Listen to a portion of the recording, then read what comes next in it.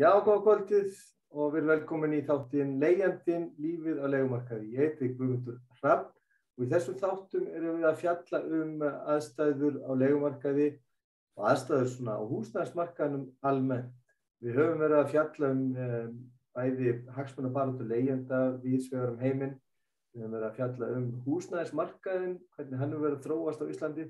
Við höfum líka verið að taka til við að lýsa og koma fram með lausnir á húsnæðisvandanum eða neyðinni sem ríkir á húsnæðismarkaðnum hérna á Íslandi og eru leigjendasamtökin með í burðarliðnum að þróa nokkur verkefni sem að geta nýst stjórnvöldum í að leysa húsnæðisvandann.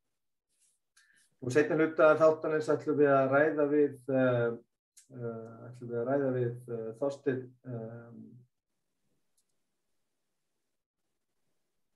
Þorstein Sæmundsson sem var þingmaður Miðflokksins og hefur verið að skoða söluna á íbúðanum frá Íbúðalánasjóði á árunum 2013 til 2016. Nú við ætlum að heyra í honum hvernig þetta fór allt fram og við ætlum að fara í gegnum nokkrar fréttir varðandi þetta. Þorsteinn hefur verið ötull baráttumaður fyrir því að þetta sé upplýst og við fáum að vita sem þjóð hverjir fengu að eiga þessar 1000 íbúða sem að Íbúðalánasjóður leysti til sín og seldi svo í stórum stíl á þessum árum 2013-2016. Undanfarið þá höfum við í leigjendasamtökunum, eins og segi, verið að vinna að því að koma fram með lausnir eða tillögur að lausnum á húsnæðisvandanum. Og eitt af þeim verkefnum sem við erum að skoða eru svokölluð samvinnuverkefni, húsnæðissamvinnufélög. Og síðasta þætti ræddum við nú við Þorstein sem hefur verið að vinna í þessu. Við ræddum þetta svo sem ekki mikið við hann í síðasta viðtali, en hann hefur verið að vinna að því að koma upp svona húsnæðissamvinnuverkefni í Reykjanesbæ. Og þetta víst að komast á einhver hreyfing núna eftir ansi mikið þóf og ansi mikla vinnu við að reyna að koma þessu í gegnum kerfi. Nú við ákváðum að fara á stúfuna og leita fanga hjá þeim sem þekkja svona verkefni vel og við höfum verið að skoða samtök sem heita Cooperative Housing International og þau starfa sem hluti af alþjóðasamtökum eða alþjóðasamvinnusamtökunum eru svona deild innan þeirra og hafa verið að skoða svona húsnæðissamvinnuverkefni. Við ætlum að ræða við Julie LaPalme sem frá Kanada og Ottawa í Kanada. Hún aðalritari þessara samtaka og hún ætlar að fræða okkur aðeins svona húsnæðissamvinnuverkefni. So Julie, I would like to welcome you to the program and thank you so much for being with us. Thank you, Gudmundur. Thanks for inviting me. So you are the Secretary General of the Cooperative Housing International. Correct, yes. So tell me a little bit about what is the Cooperative Housing International? What kind of organization is this?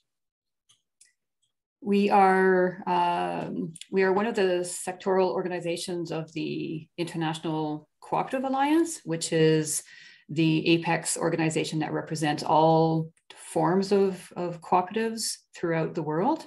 And so Cooperative Housing International is the organization that represents the housing sector.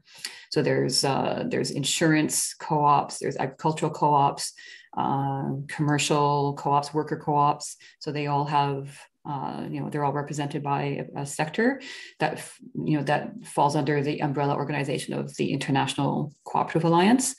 And so we're the ones representing housing cooperatives around the world. And we do that via the national apex organizations.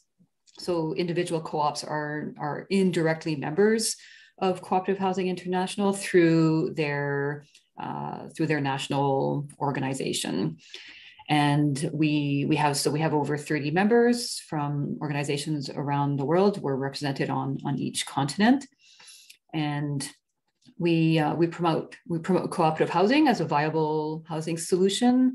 We have a communications program where we share good practices, we share successful stories to show the world that this is an alternative housing model that has proven successes in many countries around the world. They're found in most European countries and pretty much as I said earlier, on each continent in the world.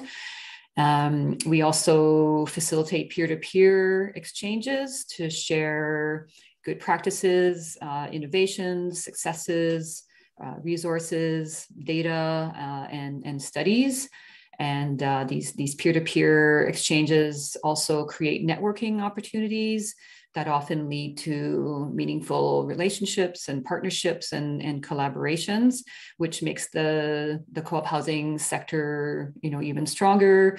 By uniting our voices, it creates a stronger group to advocate for more co-op housing development.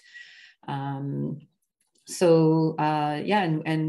we also in our communications program last year we launched a podcast where it's called Co-op Conversations, and we interview people who live in housing co-ops or work in housing co-ops.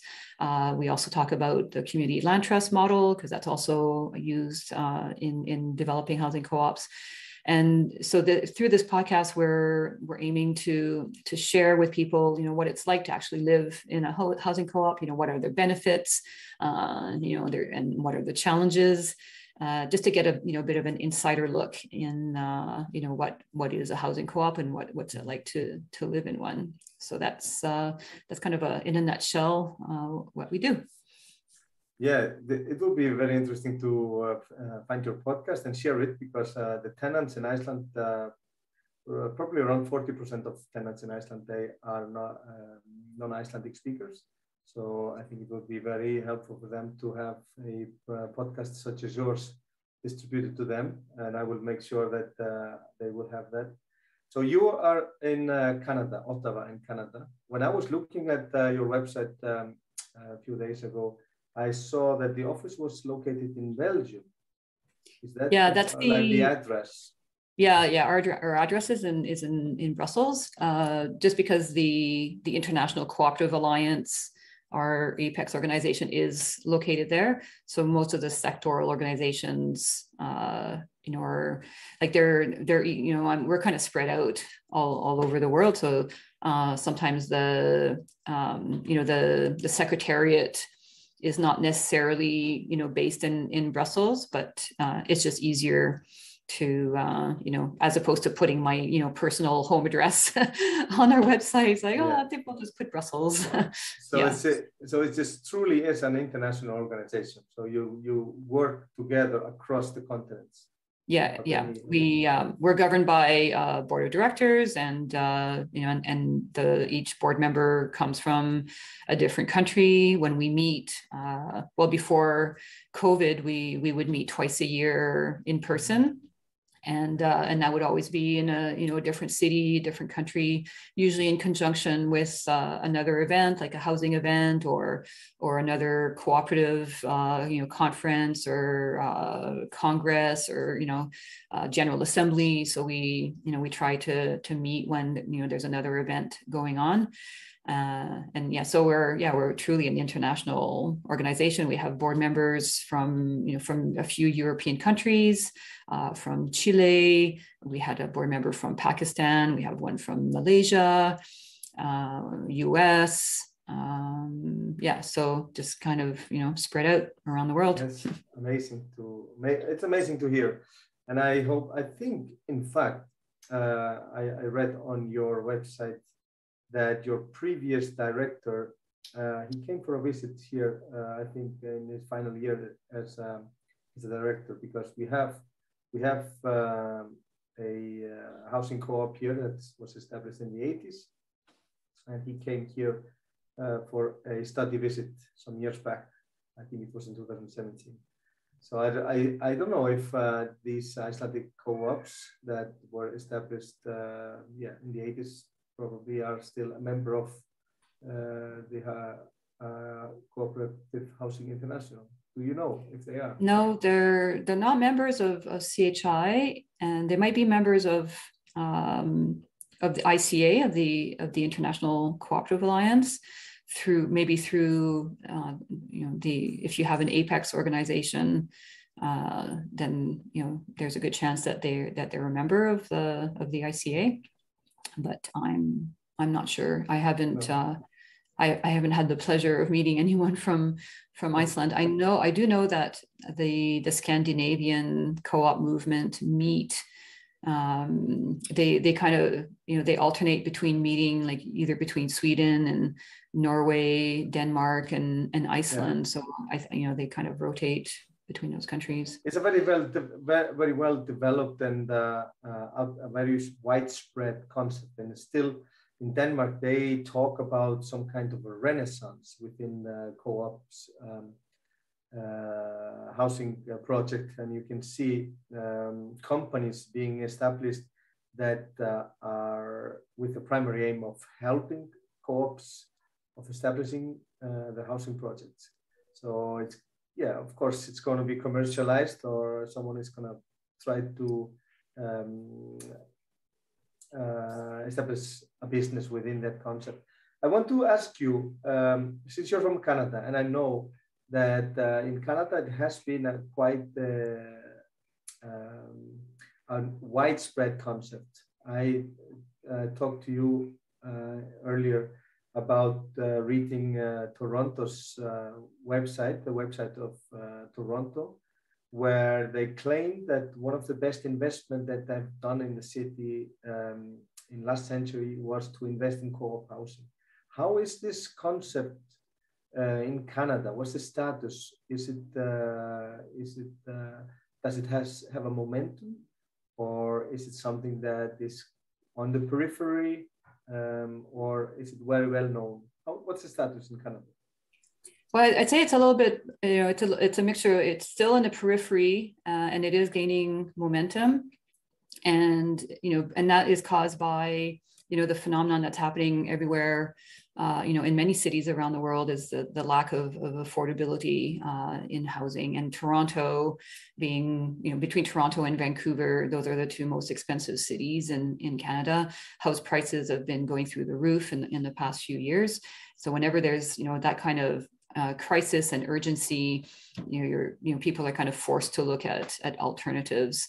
And so the cooperative housing model has always been intertwined with government, for since the 1980s, 1970s. And so the federal government, we have federal jurisdiction, and then we have provinces. And so there's a mixture of federal programs and provincial programs that facilitate the development of nonprofit housing and cooperative housing, and then also at the municipal level as well. So it gets a little bit confusing. But cooperatives tend to be they in the 70s and 80s they were developed by the federal government. And so the government would provide money to develop the co-op, and then also some operating subsidies over a period of time, and also rental subsidies to a certain percentage of members living in the co-op. So that was kind of like the heyday of co-ops. And in the 90s, there was a devolution of responsibility where the federal government was basically handing down, these responsibilities to the provinces. And, so the provinces became more responsible for developing housing. And so there was an uptick in the 90s, and then there was an abrupt halt because there was a change in government. we went from a more socialist leaning government to a right leaning government. And then so everything just kind of stopped. And for, like a good 15 years, there wasn't a whole lot going on in this province in Ontario.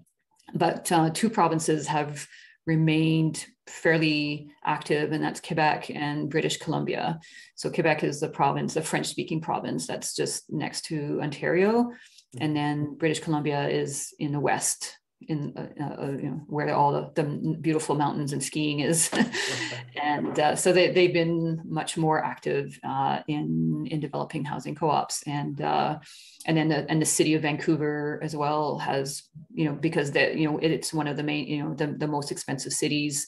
They've been developing and funding more development, but it's still, I would say, it is gaining momentum, but not at the level that other forms of housing are. When you see, construction sites, chances are, it's all private, and so it's not like you're coming across a whole lot of new co-ops that are being built. So in that respect, they're still, in the periphery. It's very much a fringe form of housing, unfortunately.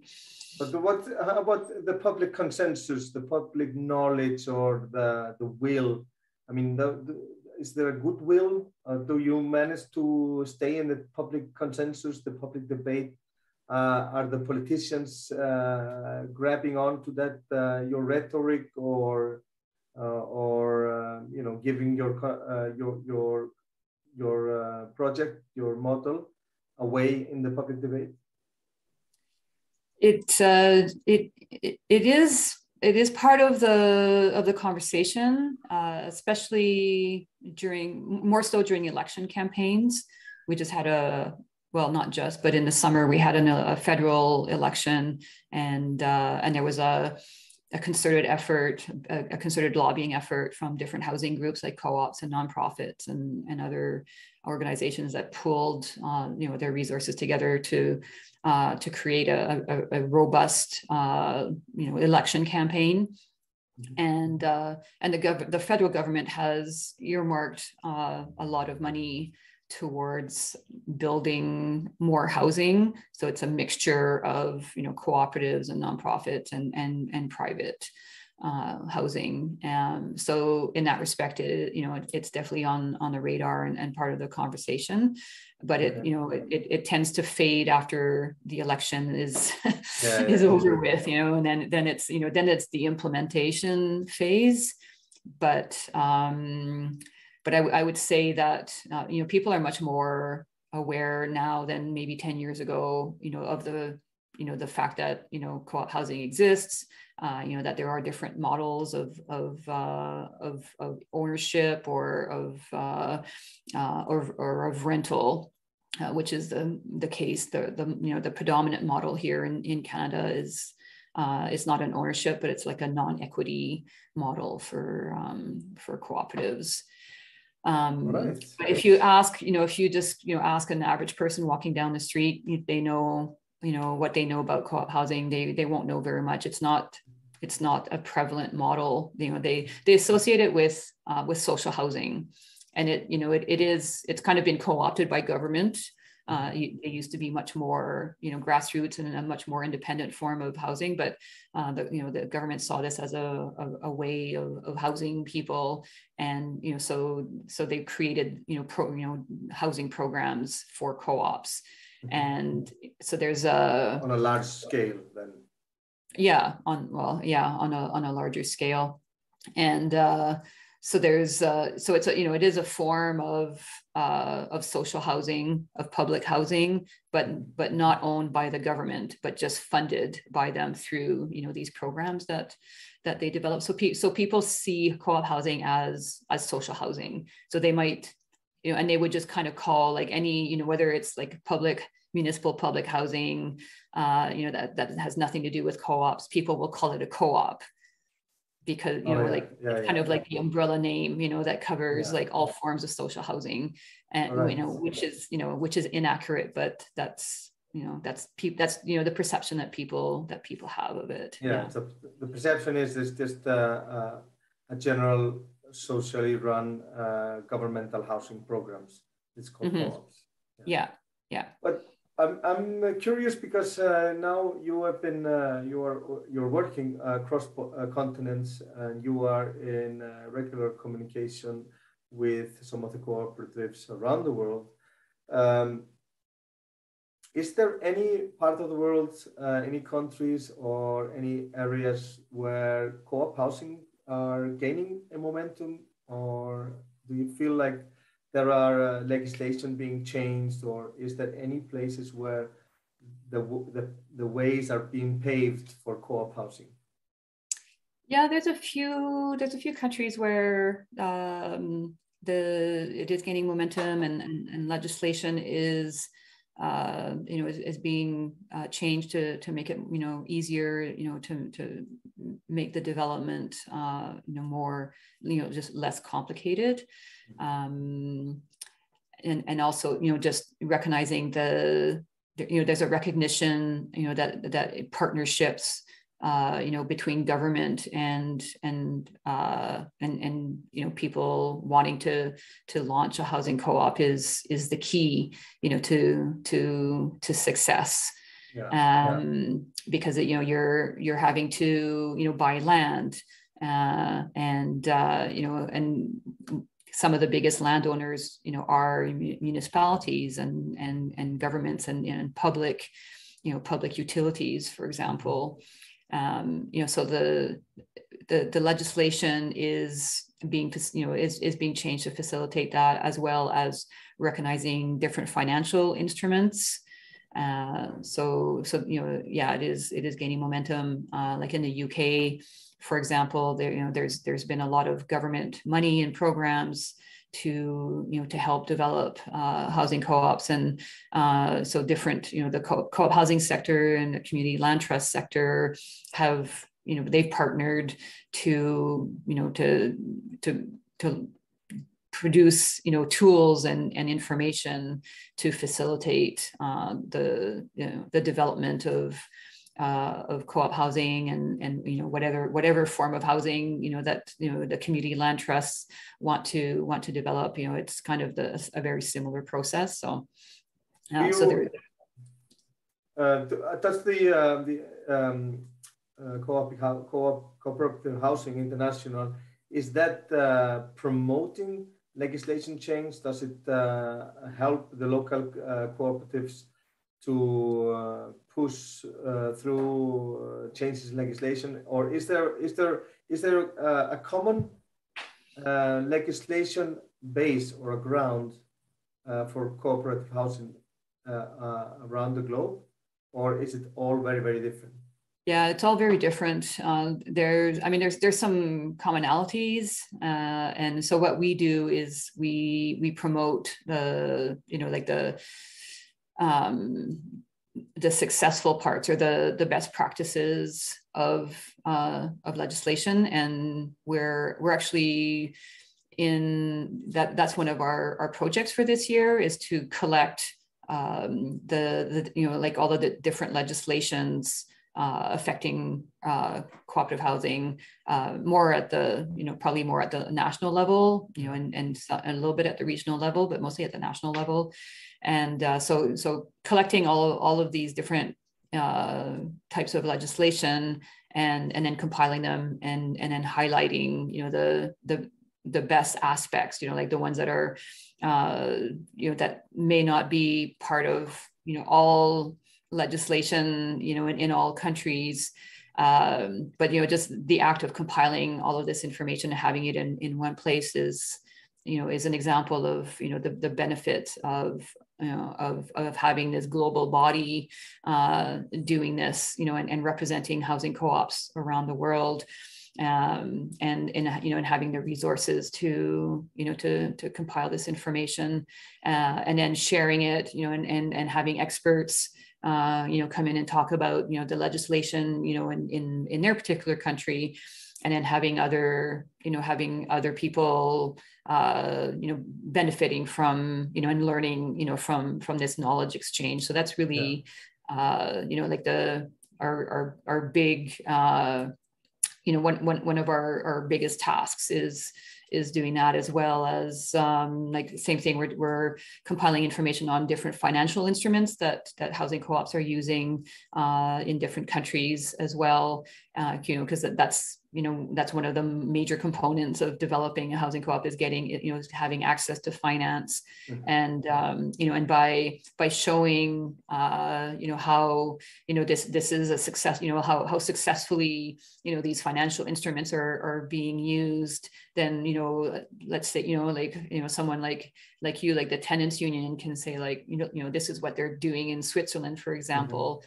And have been doing it for a number of years and successfully, and being able to use that to build affordable, cooperative housing. Then, if they can do it, then, we can do it too. So a lot of this information is useful for policymakers and to convince them that, that this is the way to go, and that it works, and it's not some like crazy scheme that someone is inventing. It's like, this is a model that's very established in many countries. So, yes, there's no need to reinvent the wheel. You can just basically copy, segments of legislation and make it work, for you. And that's the beauty of the co-op model, is that it's very flexible, and it, you can manipulate it so that it meets, the regional needs, because each country is different, each region is different. So you're able to, to manipulate. Well, manipulate's not the right word, but you can shape it, in the way that works for the local housing needs. And co-ops have been existing successfully in almost any society in the world for decades or centuries. So this is not something, like you said, it's not something very different or very strange or unknown. It's something that most societies, communities, they know cooperatives. It's just something that we need to bring into the modern way of thinking also, instead of having it always kind of wrapped in this,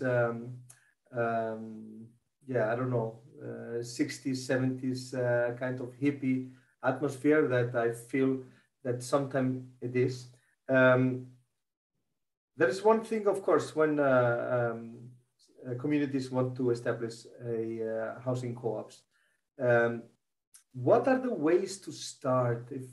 If someone out there is listening and they would like to start a housing co-ops, what are the ways to start? How do people carry out these projects? Of course, it's different between countries, but what is a common path to take?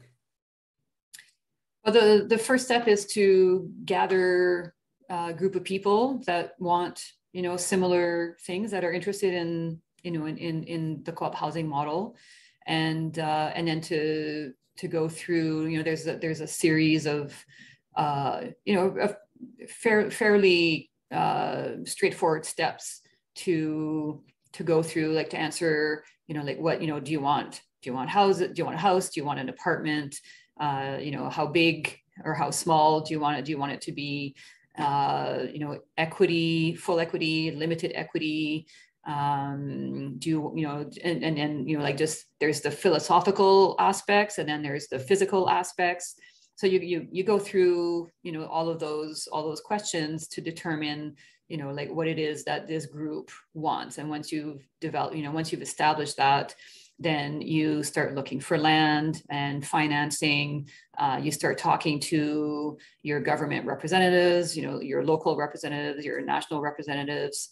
You look into like what the legislation is, like what are your, how do you incorporate, how do you officially legally become a co-op, and you form your board of directors, and you open a bank account. And, so those are just kind of like the multiple steps that you have to take. And there's actually a good website in the UK called Community Led Homes. I can send you the link to that afterwards. And it goes through, like it's a really good explanation of all the different steps that a group goes through. And there's actually one of our members that's in the UK, the Confederation of Cooperative Housing, they developed a program called the Wayshaper program. And it's exactly, it has a series of cards with all the different questions that the group has to answer, so it's just like this systematic process of, establishing, what the group wants. And then, once you establish that, then you move on to, to the next level. And so once you do all of that, it actually takes, a few years from the time that you start forming your group to the time that you move in. Like it's not, it takes a little bit more time than like normal, than if you were to, to like buy a house, for example, or, to rent a house, like, that's, you just head out on the street and you start looking, or, you hire a real estate agent and, they'll find you a house with a co-op. Like either you find one that's already established, or if you want to start a brand new one, then I often hear from the different people that I've talked to over the years that it takes like a minimum of 4 years to move into a co-op that you've developed, and that would be kind of quick actually. Some go on like much longer than that, but I was studying a co-op project in Silkeborg in Denmark, which was run also just by a community. Regular inhabitants in the community decided to build a co-op. So they built just a separate residential area outside the city of Silkeborg. And they started in 2018, and they are going to move in now in August 2022. So it's 4 years process. And actually, it's just the most perfect project that you can imagine, with a common building in the center. It's just like a small village, I think, with about 150 or 200 units. And so it's absolutely just a perfect project. I want to ask you just to dwell with that a little bit, because I studied landscape architecture in Denmark, and I started this co-op housing project there. Many of them, they were built around environmental consensus, or some political agenda, or some kind of philosophy that brought these people together. It was, they wanted to live in a certain way as a big family with shared kitchen even. And so are there many ways of having like the kind of the philosophy of this co-op housing project? Are they, some of them just run as a regular residential buildings, or are most of them run as like a great family projects? They run the whole gamut. There's housing co-ops that are formed by retired people, or seniors that want to live with other seniors. There might be some where they want a more intergenerational co-op, so they have a wider age range. You have people who are want to be more self-sufficient, so they'll build in an agricultural component to it so that they grow their own food, and they might have a greenhouse. Some might be more oriented towards being a more family co-op. Like in one of our latest episodes in the Co-op Conversations podcast, I spoke to a woman in New Zealand, in Christchurch, and I think it's a mixture of families and and single adults, or adults whose kids have grown up, and they call it a pocket neighborhood. And it's the way it's built is that all of the houses face the central yard. So it's like the courtyard is that's the center, and all of the front porches all face the front garden.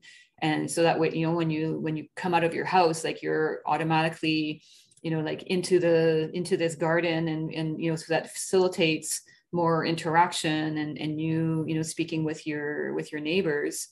And it was, a similar situation in a co-op in Geneva that I visited, where it's a big apartment building, and so there's an elevator, and when you come out of the elevator, you don't go into a lobby and then you go to the door and find your apartment. You actually go outside, and then you have your apartment door is on the balcony. So it's just like one long balcony, and everyone's door is on that balcony. So it's the same idea where you're walking by your neighbors who might because it's the balcony, like they might be sitting out on their little balcony space outside, and you have to walk by them to go to your door. So it's facilitating more community interaction.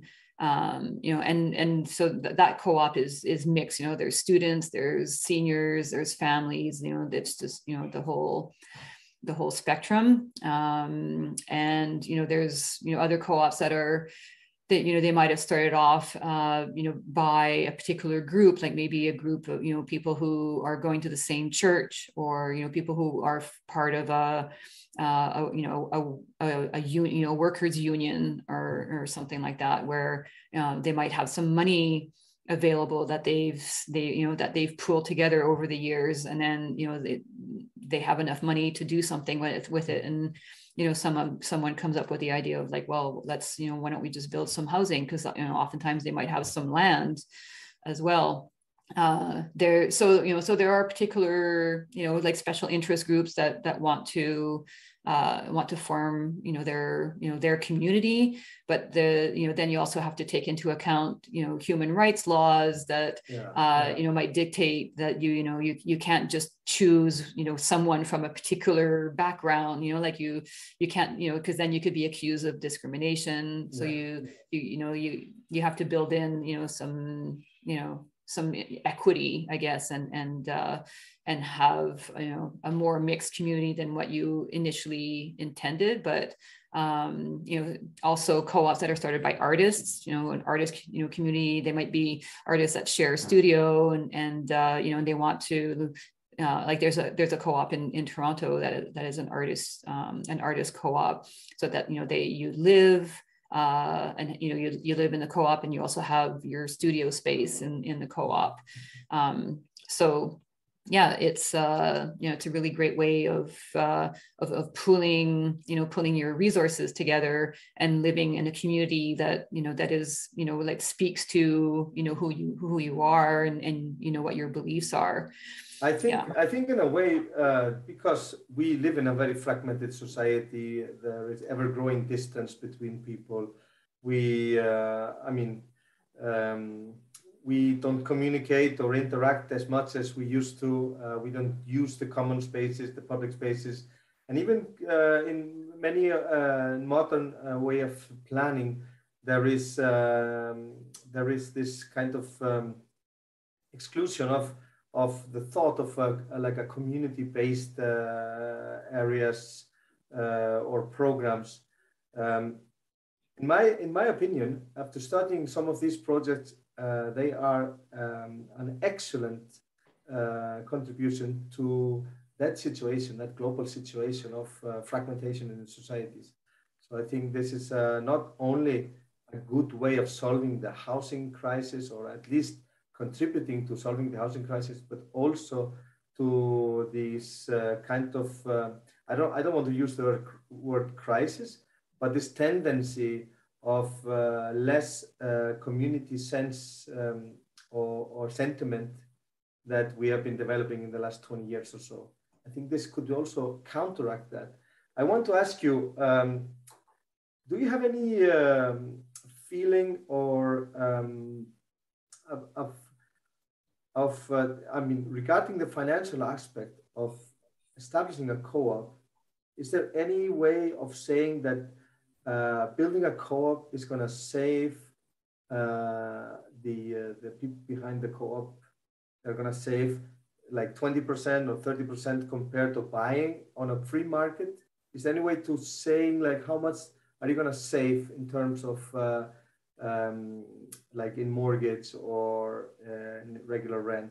Do you have any way of like predicting or telling the general? I haven't come across any any of those kinds of calculations. They probably do exist. I know I've come across an article a while back on this was a few years ago when rents were a little bit lower, but there was a comparison between renting and buying, and it was actually lower for renting. So you could probably apply that same principle to a co-op, especially if it's a rental co-op. And co-ops are also, I mean, they can be, like in an equity co-op where the member owns, usually they don't own their unit, because if they own their unit, then it's not a co-op anymore. It's co-housing or it's a condominium. But in a co-op, you buy shares that give you, that provide you the legal access to that unit. And co-ops tend, they don't always, but a lot of them operate on a nonprofit basis. So what you're paying for your shares is not, it's not going towards, making a profit.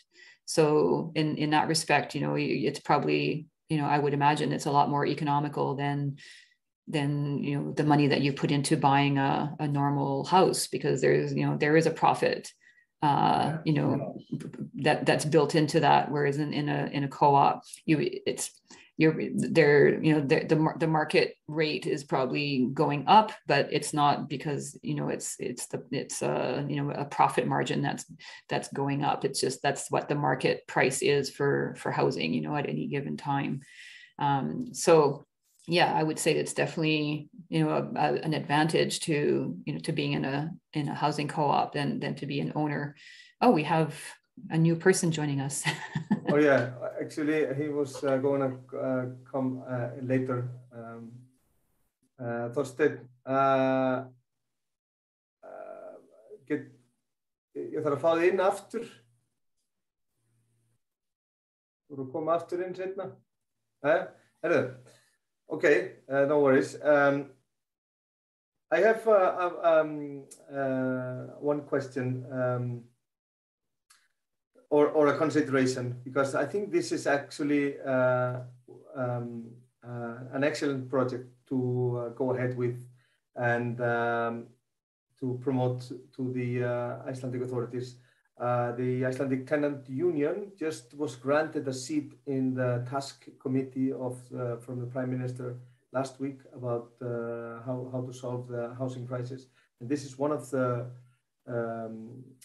contributions we are going to make, is to talk about the co-op housing. And we know for sure, at least in the Icelandic housing market, the profit that is being generated here in the housing market is tremendous. It's tremendous. It's apartments are usually sold for 3 times the cost of building. The cost of building, for example, a 70 square meter apartment in Iceland is about 17 million Icelandic kroner, but the general market price is about 50. So it's like 3 times higher. So we know for sure that co-ops housing is always going to save the members a significant amount of money and allowing them to increase the qualities of their life. So in fact, we believe that the co-op housing can be a great contribution to solving the housing crisis. Won't you agree? Oh, yes, absolutely. It's an opportunity for people to pool their money together. Like it's a lot cheaper if 50 people are pooling their money together, as opposed to each individual person purchasing or renting their own home. There's economies of scale, and and then going beyond the fiscal advantage. As you said, there's the community advantage, and they like that.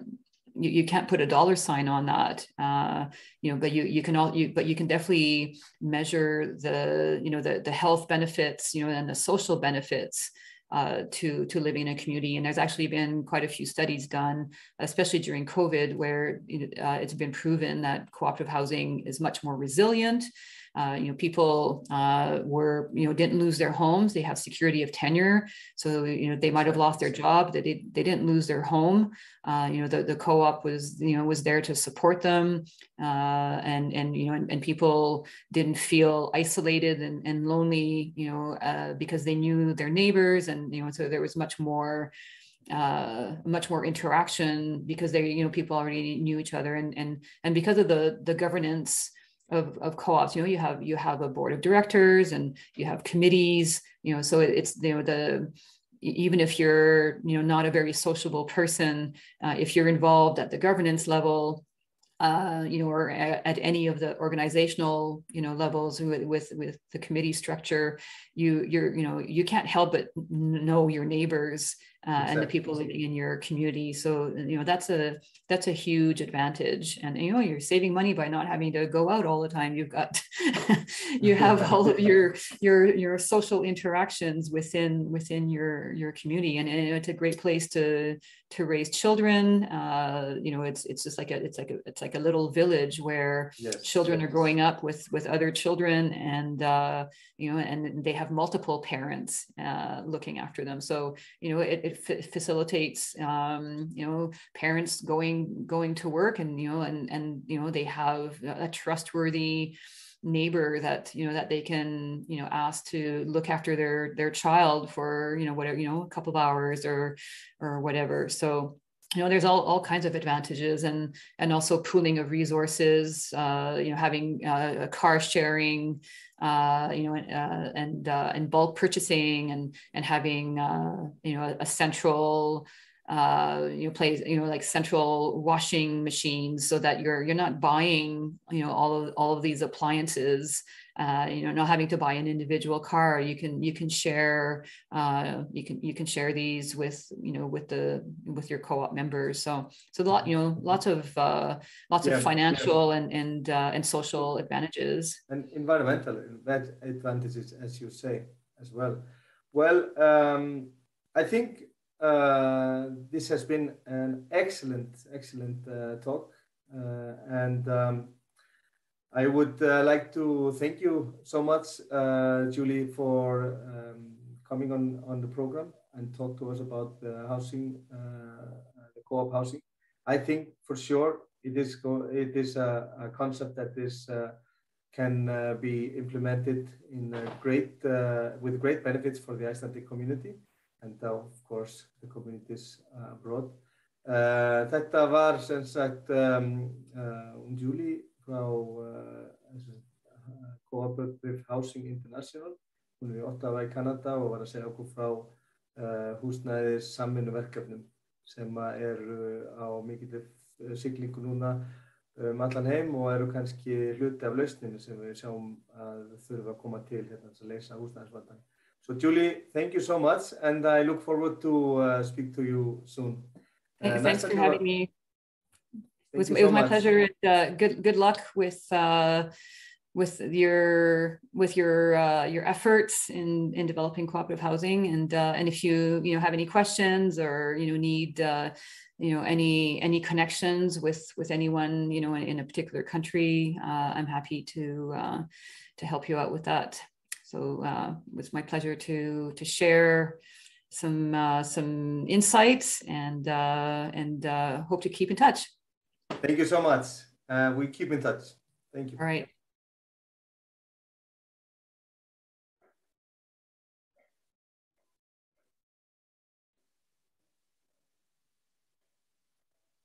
Já, góðan og blessaðan daginn aftur.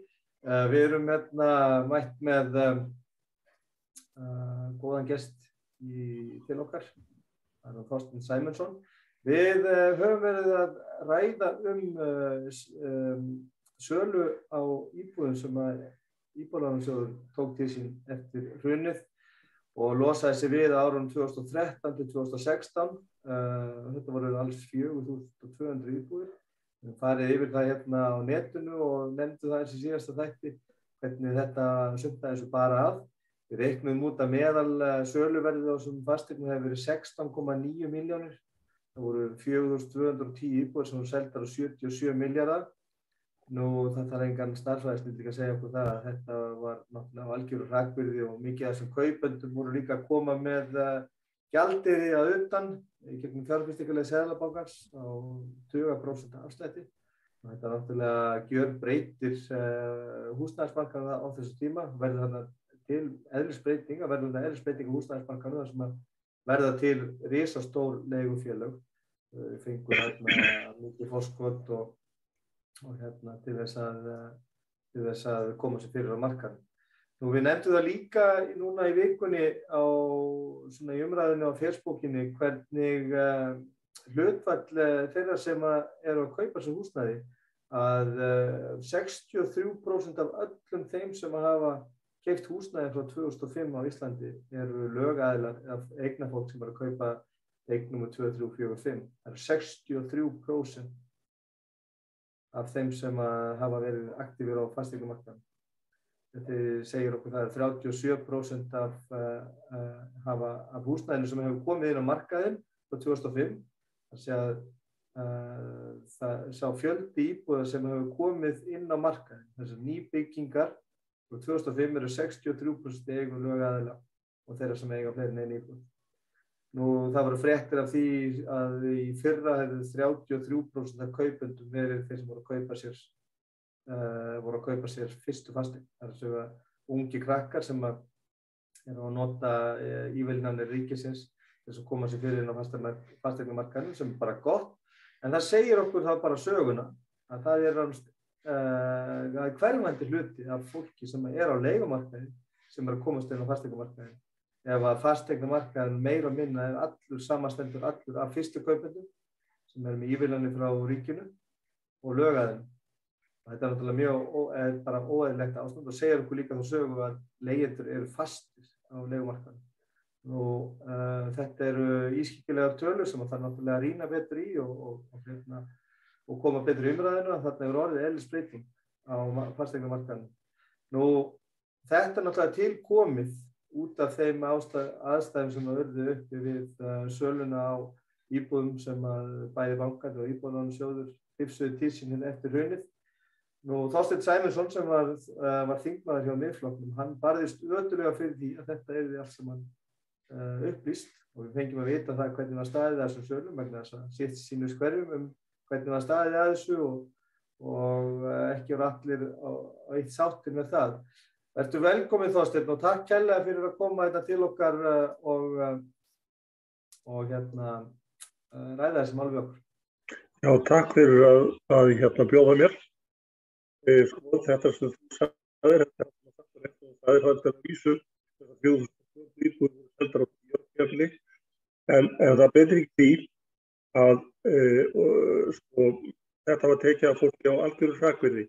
Næsta vers hjá mér og félögum verður að komast að því hvað innlausnarverðið var. Því við komumst að því hvað söluverðið var og hvernig keyptu. Það er til í svari við fyrirspurninni sem ég þurfti að fá út félagsmálaráðherra. Þáverandi lög ráðherraábyrgð og þingsköp til þess að komast hjá því að svara.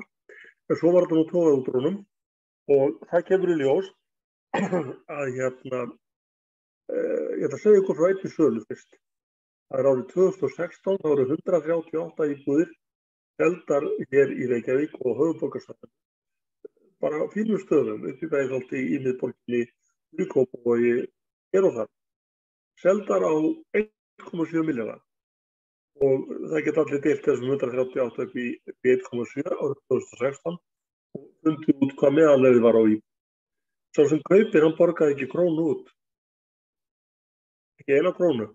Á banki sem hljópundi bakka og hann bjó til sverasta tryggingabréf sem ég séð þar sem hann tók 100% veð í öllum íbúðunum og fjármagnaði kaupin.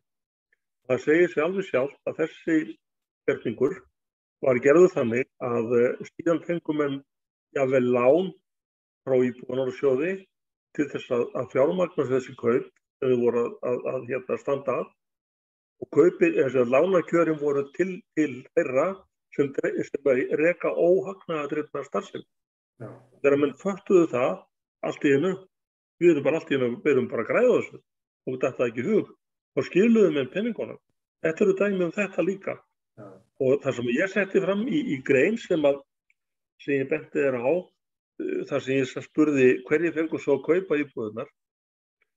Þetta setti ég fram í devaf, segi fyrir vísi.is, rétt eftir áramótin í fyrra. Og það var vegna þess að ég var búin að reyna að fá þessar upplýsingar sem ég hafði héðan og þaðan eftir viðtöl við fólk sem lenti í þessu, ýmislegt og gáði að það fólk sem ég hitti og talaði við, það var ekkert óregla á því fólki, það var ekkert að reisa sér hurðarás öxl, það var ekki að kaupa sér rándýrar íbúðir og eins og ég segi engin óregla á einu eða neina. Það lendi hins vegar í því þetta fólk sem ég talaði við langflest í tímabundna atvinnuleysi eftir hrunið, þolinmæði Íbúðalánasjóðs sem hefði nátt að vera rík af því stofnunin var og er í eigu þjóðarinnar. Þolinmæði var engin og mönnum var segja tæmt út, miskunnarlaust og það kom fram til dæmis í rannsókn sem er á reynda boðin í fyrra sem ég ekki búin að kaupa, vísindalega rannsókn af því hverjir eru á leigumarkaði í dag. Og það kemur í ljós og kemur náttúrulega okkur ekki óvart að þeir sem eru á miðjum aldri, þeim hefur náttúrulega snar fjölga á leigumarkaði og það er fólki sem misti íbúðirnar sínar. Það fólk sem ég hef eftir segir, mun aldrei hafa séns á því að komast í kaup aftur, að komast í mína eigin íbúð aftur. Vegna þess að, ég ætla að fara aðeins yfir, hvað varð þetta? Vegna þess að þessar 138 sem ég sagði frá áðan, sem voru seldar 1,7 og bankinn fjármagnaði, voru seldar fyrirtæki sem hét þá BK eignir. Það skipti 7 sinnum með nafn, ef maður rétt. Árið 2016 hét það orðið almenna leigufélagið og þá fékk þetta fyrirtæki að kaupa leigufélagið Klett sem húsnæðis, sem Íbúðalánasjóður hafði komið að. Þar duttu einhverjar 400 íbúðir rúmar fyrir 10,1 milljarð, 22 milljónir stykkið að meðaltali árið 2016 og síðan, eins og ég segi, skiptir þetta fyrirtæki nafn 7 sinnum og var að lokum selt núna bara í fyrra eignarhaldsfélagi í Reykjavík. Og það er ekkert ólöglegt við það að kaupa og selja íbúðir, ekki neitt. En málið er hins vegar það að þegar þú horfir á keðjuna leið og skipt eigendur sem upphaflega fengu eignendar og hrakvirði, þá myndast alltaf hagnaður í hvert skipti. Og ég tók þetta eftir daginn af því að stærsta fyrirtæki á þessu markaði, Heimavellir, sem var stofnað þetta 2009-10 og voru reynda 3 fyrirtæki með rómverskum stöðum fyrir aftan, Heimavellir 1, 2 og 3. Voru tímabili 14. Rétt. Og voru síðan seld Norðmönnum í fyrra og það kom í ljós núna á dögunum að þetta norska fyrirtæki, Heimstaden, sem er stærsta fyrirtæki í útleigu íbúða á Íslandi í dag, hagnaðist 8 milljarða í fyrra. Og ég vil meina að, þess ég segi aftur, það er ekkert að því að hagnast, en þarna finnst mér og sýnist mér og ég tel að hagnaðurinn er reistur á hörmungum.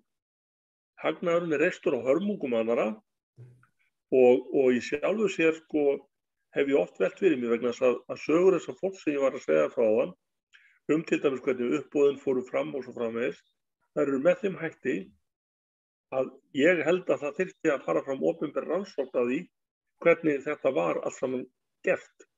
Já, mér finnst þetta hefur verið tónninn sem að ég er nú búin að vera að lesa mig í gegnum þetta, fréttir og greiningar bæði á stundinni og greinanda frá þér og ræður frá þér í þinginu. Þetta hefur verið tónninn sem að þú hefur farið fram með að það þurfi virkilega að rannsaka hvað gerðist og hvað áttu sér stað og hverju fengu að kaupa vegna þess að Ég hef verið að skoða þetta og ég gat nú ekki betur séð en bara að einn af starfsmönnum einnar sölunum hjá Íbúðalánasjóði, bara verkefnastjóri einnar söluna, þetta var nú svona sett í ákveðin verkefni.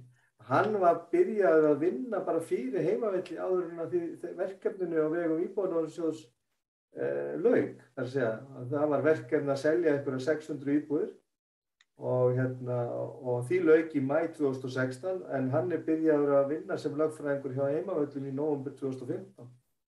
Þannig að þú sér það að þetta það eru alls konar svona hluti sem að gefa tilefni til þess að það hafi ekki verið staðið að þessu með réttmætum hætti. Sko góður maður sem ég hitti á sínu tíma þegar ég var að byrja að róta í þessu, virtur maður í sinni grein, hann kom stuttlega að því með fjárfestum, líklega 2013-14, að kaupa íbúðir eða kanna íbúðir hjá Íbúðalánasjóði, sagði sig frá samstarfið við á eftir nokkrar vikur. Þetta voru aðilar sem átti ekki bara grænan túrskilding, en það voru allar bækur hjá Íbúðalánasjóði opnaðar upp á kátt fyrir þá. Já. Og þeir voru spurðir, viltu fá þessa blokk eða hina blokkina, báðar, og svo framvegis. Og þessi ágæti maður, hann dró sig eins og í hlé, bara strax eða fljótlega, og hann sendi þáverandi forstjóra Íbúðalánasjóðs bréf, þar sem hann ráðlagði honum að senda tiltekin atriði sem hann varð vitni af til efnahagsbrotadeildar lögreglu. Það gerði forstjórinn ekki, þannig að þessi ágæti maður gerði það sjálfur. Hann sendi tiltekin atriði til efnahagsbrotadeildar lögreglu. En rannsóknin var felld niður. Hún felld niður, já. Það kæris enginn það að reyna að fletta ofan á þessu eitthvað. Greinilega ekki og eins og ég sagði þér á það kannski, og ég sendi dálítið af upplýsingum sem ég hafði og hef undir höndum til Kveiks hjá RÚV. Talaði við ritstjóra þess þáttar og spurði, hafið þið ekki áhuga á því að vita hvað varð 10.000 Íslendinga sem var hent út úr 4.200 íbúðum á 10 árum. Og þetta var nú eitthvað skoðað en síðan hef ég ekki heyrt bóks. Nei, en það fullt tilefni til þess að skoða þetta vegna þess að núverandi ástand á húsnæðismarkaðnum og þessi heimatilbúni skortur, hann kominn til út af því að hér orðinn stór leigumarkaður, hann mjög lítið regluvæddur og eiginlega algjörlega óhaminn og það hægt að búa til mikinn hagnað á leigumarkaðnum. Það sést bara í þessum tölum hverjir eru leikendur á fasteignamarkaði í dag. Að eins og þú segir bara, fólk á miðjum aldri sem á leigumarkaðnum, oft bara fólk í ágætis vinnum og ágætis tekjustreymi, en það getur ekki komist út á leigumarkaðnum. Og það oft á tíðum bara með hærri húsnæðiskostnað heldur þeir sem að kaupa. Og fyrir þá sem að sjá sér færi og að koma inn á fasteignamarkaðinn, þeir eiga náttúrulega þarna vísan hagnað í þeim fjölskyldum sem eins og þú bendir réttulega á, voru þessum húsnæði og heimilegar voru hrifsuð af þeim eftir hrunið. Og ég ætla að segja eitt viðbót eða tvennt. Af þessum 138 íbúðum, þetta sem ég var að segja frá áðan, sem voru seldar fyrir 1,7 milljarð og bankinn borgaði, þá var einstaklingur sem setti sig ekki við þetta og hann fór í mál við Íbúðalánasjóð, vann á öllum dómstigum. Hann fékk íbúðina tilbaka sem hann hafði mist og hann fór fram á það að fá hana afhenta tilbaka á sama verði og Íbúðalánasjóður tók hana. Það þurfti aftur í mál, vann það alls staðar. Íbúðin sem honum var afhent var á hálfvirði miðað við markaðsvirði þá. Já. Sem hafði verið hrifsuð af honum þarna áður. Sko, þetta eitt, sko, svo annað. Það nefnilega reynt að lemja niður fólk eins og þú eflaust veist betur en ég. Það reynt að lemja niður fólk á hvern veg sem hægt Og það kemur meðal annars fram í greiðslumatri. Og það bara eitt fyrirtæki á Íslandi sem gefur út greiðslumat sem heitir Kreditinfo. Og ég til dæmis var í viðræðum við fólk, 2 háskólamenntaðar manneskjur í mjög góðum störfum núna, höfðu mist íbúðina sína þarna fyrir þessum árum síðan út af því að þau lentu í tímabundnu atvinnuleysi, fólk með miklar mánaðartekjur en litla sem enga útborgun.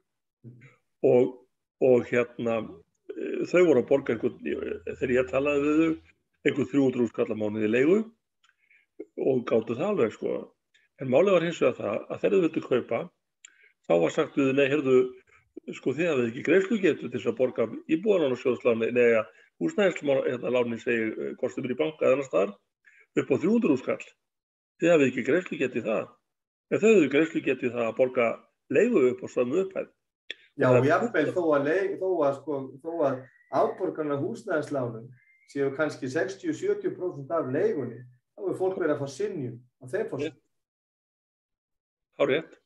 Og þetta er sko það er náttúrulega búið að setja þessi mál í þannig hnút núna, sérstaklega hér á þessu svæði og það, ég held að það þurfi, og ef við gerum ekki eitthvað alveg ofboðslega róttækt núna, bara á næstu 6 mánuðum, þá erum við að horfa á ástand hér í 5-10 ár sem verður alveg gjörsamlega óþolandi. Og það er dálítið típískt núna að hér í Vesturbænum í Reykjavík er verið að byggja íbúðaklassa á 2 stöðum.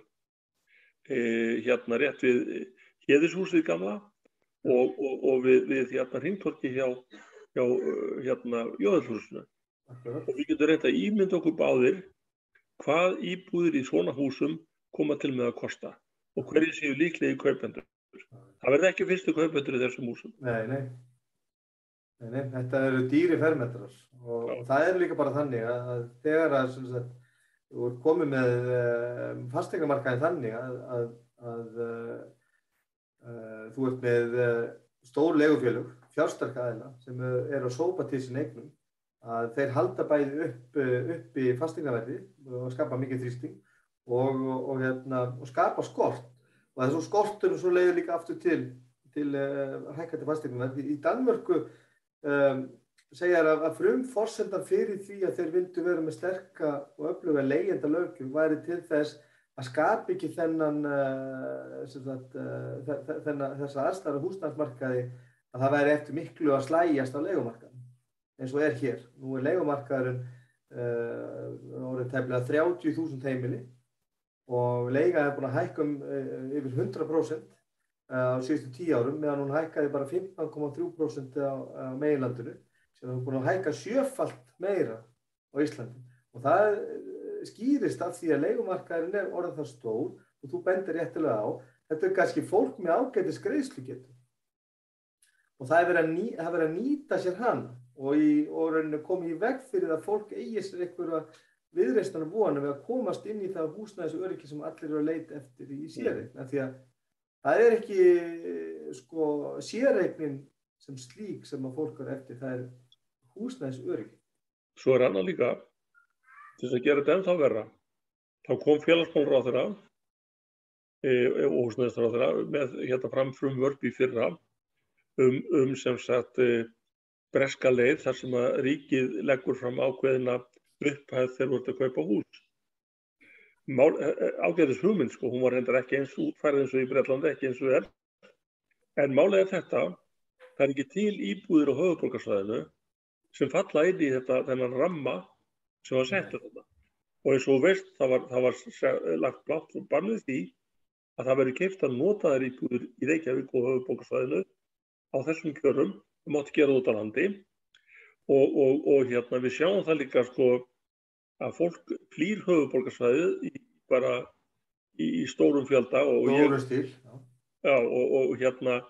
ég ætla ekki að vorkenna fólki að búa í Vogunum eða Árborg eða Þorlákshöfn eða Hveragerði, fínir staðir allt saman.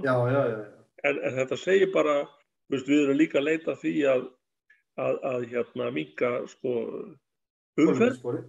Kolefnissporið. Það er mikið talað um kolefnissporið og svona mikið af svona skipulagsáætlun á höfuðborgarsvæðinu ganga út á þetta að þétta byggðina og minnka kolefnissporið. Og það skýtur þá skökku við að tugir þúsunda Íslendingar séu þá einhvern veginn ítt út af svæði sem eru 50, 60, 80 km burtu til endið kolefnissporið. Já, rétt. Þannig að sko yfir það heila tekið, ef við horfum á allt þetta ástand, þá finnst manni þetta vera bara ókleifur múr að horfa á. Þannig að það þarf svo ofsalega mikið að koma til. Við þurfum að byggja eitt Breiðholt, bara eiginlega á stundinni. Og hús og sko undir það, sko land undir það til dæmis á Geldinganesi. Og Geldinganesi búið að vera sko í sjálfu sér hægt að hefja það framkvæmdir örugglega í 20 ár. Já. Það bara ekki verið vilji til þess. Þannig að sko og nóg landrými hérna höfuðborgarsvæðinu. Já, og sjáðu sko og svo draga mér lakk þetta líka með Sundabraut sjáðu til þess að geta holað niður íbúðum hér og hvar í þéttingunni og hverjir fá að byggja í þéttingunni. Það eru fjársterkir aðilar, mjög stór byggingafélög.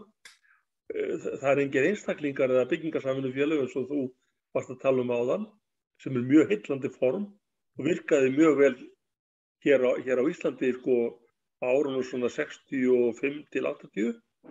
Ég byggði sjálfur og við hjónin, við byggðum okkar fyrstu íbúð í byggingarsamvinnufélagi í Kópavogi, sem var alveg til fyrirmyndar, algjörlega. Það fer að vísu þetta form fer svolítið eftir því að það verður að veljast afskaplega vanda fólk til forystu og starfa fyrir svona félög. Já. En það er fullt af heiðarlegu góðu fólki á Íslandi sem betur verð. Þannig að og ég meina verkalýðshreyfingin hefur líka ljáð því máls að gera eitthvað svona. En það er ljóst að við þurfum að lyfta þvílíku grettistaki og við þurfum að jafna þennan leik. Af því til dæmis leigjandi versus leigusali mjög ójafn leikur, ójöfn staða, mjög. Já, þetta engum hollt. Ég hef oft sagt að það engum hollt, hvorki og ekkert leigusalanum hollt. Þetta nú vanda fólk, að því ég hef nú ágætis reynslu af því, ég er búin að vera á leigumarkaðnum í 8 ár, að leigusalar upp til hópa bara ofsalega vanda fólk, en það gerir fólki ekki gott að hafa svona óbáslega mikla yfirburði í svona þessum samningum og úrlaust þeirra atriða sem kom upp þegar skorturinn svo svakalegur að fólk tekur rauninni því bara sem býðst á því verði sem býðst. Það bara ekki gott fyrir nokkurn mann að búa við þannig aðstæður og þetta dregur oft á tíðum kannski ekki það besta fram í fólk. En já, við þurfum við þessar umræðu hvernig við ætlum að leysa húsnæðisvandann, þá þurfum við að hleypa hugmyndum mismunandi form að borðinu. Við sjáum hvernig innan Reykjavík, borgarmarka Reykjavíkur í dag þar sem að rándýri byggingareitir ganga kaupum og sölum á milli þessar þróunaraðila. Byrja kannski á því að Reykjavíkurborg selur þetta fyrir 900 milljónir, kaupandi selur þetta áfram fyrir 1,6 milljarð og svo þriðji aðilinn sem ætlar að byggja þetta, hann kannski búinn að borga fyrir þetta 3,6 milljarðar. Eitthvað sem borgin fékk upprunalega 900 milljónir fyrir. Þannig að það verið að gefa svona skotleyfi á framtíðar íbúðakaupendur og leigjendur. Og við erum að átta okkur á því að þó að sumir búi við það að finnast ágætt að finna hversu húsnæði að hækka, að þá hefur þetta áhrif á tekjustreymi þeirra gegnum fasteignaskattana. Gleymum ekki því að flestir þessi húsnæðiseigendur í dag eiga afkomendur sem þurfa að fara inn á húsnæðismarkaðinn sjálfir og það nú ekki aldrei víst að allir komist þar fyrir þó að þú eigi þitt húsnæði skuldlítið. Það er ekki þar með sagt að þú getur hjálpað þínum afkomendum inn á húsnæðismarkaðinn og það er náttúrulega algjörlega ólíðandi fyrir fólk kynslóðar sem að koma inn á markaðinn í dag að eiga erfitt vik og það er enginn að segja mér það að börn, og það verður fyrst og fremst börn leigjenda sem komast ekki inn á fasteignamarkaðinn. Það er alveg rétt og þá kemur að því líka eins og við vorum að tala áðan að aldur þeirra sem eru á leigumarkaði hefur hækkað, það er að segja á leigumarkaði núna eru miklu fleiri á miðjum aldri heldur en voru áður, sem sagt fólki sem misti íbúðuna sínar. Börnin þeirra eiga varla greiða leið sem eru á sama aldri á börnin mín, eiga ekki greiða leið inn á fasteignamarkað og sjálfur á ég 2 börn, eitt í Danmörku og eitt hér. Í Danmörku er ekki vandamál að komast inn á húsnæðis, þar að segja vera fyrst í góðu leigufélagi og kaupa síðan, það er ekki vandamál. En hér er það ómögulegt. Ómögulegt. Það er bara þannig að fasteignamarkaðurinn, húsnæðismarkaðurinn er bara nánast ómögulegur. Þetta vitum við bara við sem að leigjum og líka bara þeir einstaklingar sem reyna að koma sér fyrir inn á séreignamarkaðnum að þetta er bara algjörlega ólíðandi ástand og við skulum vona að þessi átakshópur sem var settur saman fyrir 2 vikum síðan og við hefum forsætisráðherra og leigjendasamtökin munu fá áheyrn þar á einhverjum tímapunkti. Við vonum að hann skili góðum og tillögum sem eins og Þorstein bendir réttilega á, þurfa bara að koma til framkvæmda núna strax í sumar, einhver leyti. Til þess bæði að svara þessum óbærslega skorti og líka hugsanlega gefa fólki einhverja von að hér munu verða einhvers konar jafnvægi á húsnæðismarkaðnum. Og við þurfum líka að ganga þannig frá hlutunum að til dæmis eins og verkalýðshreyfingin hefur verið að feta sig inn á að það séu byggðir hérna íbúðir sem eru viðráðanlegar í verði og komi í veg fyrir því að auðvitað er hægt á því ef við þurfum að byggja 10.000 íbúðir alveg bara með mjög snörum hætti þá myndast hér gullgrafar ástand. Já. Og þá geta menn selt á hvað sem þeir vilja. Já. Þannig að það er að mörg að gæta og þetta er bara mjög gagnleg umræða og nauðsynleg og hún þarf að nást miklu lengra heldur en hún hefur gert hjá okkur núna til þessa. Að því að gáða einu að þessar íbúðir sem ég fikk upplýsingar og það liggur nú margt fyrir þess eins og kaupverð og svoleiðis, það liggur fyrir í alþingisvefnum í svarinu sem ég fékk loksins þetta voru bara Íbúðalánasjóður. Okkur vantar Landsbankann, ég fekk nú synjun á því að fá fréttir af því en ég vona að félagar mínir haldi þeirri bara átt áfram. Arionbanki, nei, ekki möguleiki, ekki Íslandsbanki og ekki Drómi. Og þetta eru kannski þegar við tökum þetta allt saman, þá hefur maður heyrt töluna 10.000 íbúðir. 10.000 íbúðir. Já, þetta er 10.000 heimili fólks. Akkurat. Og þetta, eins og ég segi, við erum búin að gera margt gott Íslendingar í því að grafast fyrir aðdraganda hrunsins. Hvað gerist áður og svo framvegis. En við höfum látið alveg hjá liggja að mínum mati að taka til umræðu og athugunar það sem gerist eftir hrun. Í miður. Þetta er stórpartur af því.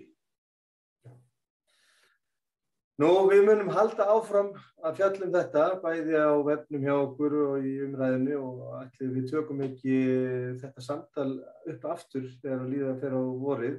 Það er að mörg að taka með þessa eignaupptöku sem fór fram eftir hrunið og ekki öll kurl kom til grafar og það myndi segja mér að ég myndi örugglega vilja heyra í þér aftur, Þorsteinn, því að þú ert bæði fróður þetta og hefur verið að beita þig fyrir þessu. Ég er svona að skoða þetta og mun örugglega vilja fá að vera í sambandi við þig aftur og hugsanlega fá þig aftur í þáttinn ef við ætlum að ræða einstök atriði fjallum þetta. En ég vil þakka þér bara kærlega fyrir að kasta ljósi á þetta með okkur og vera þessi baráttumaður sem þú ert fyrir því að þetta sé upplýst og hugsanlega þá gerir fólki auðvitað fyrir að ná fram rétti sínum.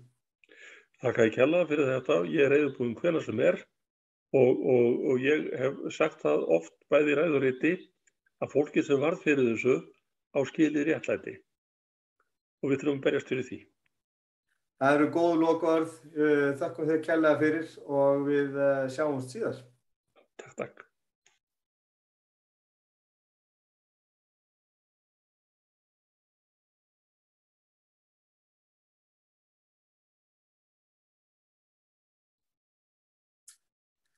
Já, þetta var Þorstein Sæmundsson. Hann er fyrrverandi þingmaður fyrir Miðflokkinn á okkar mikla alþingi og hann hefur verið að berjast mikið fyrir því að það sé upplýst hvernig var staðið að því að hrifsa eigur, fasteignir eða húsnæði á heimili fólks í þúsundtali, allt upp 10.000 heimili voru teknar, var gert upptækt af fjölskyldum landsins eftir hrunið. Þetta fór inn í lánastofnanirnar, inn í Íbúðalánasjóð, Arionbanka, Íslandsbanka, Landsbanka og Dróma, sem var fyrirtæki sem var þrotabú sparisjóðsins, sparisjóð Vélstjóra held ég að hafi verið, en sparisjóðana. Nú þessar eignir voru svo seldar megnum til stórra leigufélaga og þannig var skapaður grundvöllur fyrir þessum stóru leigufélögum að starfa sem núna ráðandi á markaðnum, bæði verðmyndandi og halda uppi skorti á fasteignum. Þetta að vera mjög aktífir aðilar á kaupendamarkaði og við fórum yfir það áðan að 63% af öllum kaupendum á íslensku fasteignamarkaði frá 2005, það að segja að þeim fasteignum sem hafa komið inn á fasteignamarkaðinn síðan 2005, 63% af þeim eigum hafa ratað til þeirra sem eiga fleiri en þær eignir eða eru lögaðilar. Þannig að þetta hangir alls saman, það að segja hvernig var staðið að því að hrifsa eigur fólks eftir hrunið, hvernig þeim var komið svo út til ákveðna aðila á hrakvirði, eins og Þorstein kom inn á, þá var verið að selja þessar eigur kannski 50% af markaðsverði, jafnvel með lánum frá lánastofnunum sjálfum, þess að fengi bara að lána fyrir því að kaupa á hrakvirði fasteigninnar af Íbúðalánasjóði og bönkunum og koma þessu svo í útleigu og síðan þá hefur leigan náttúrulega hækkað og hann kemur líka inn á það og mjög áhugaverð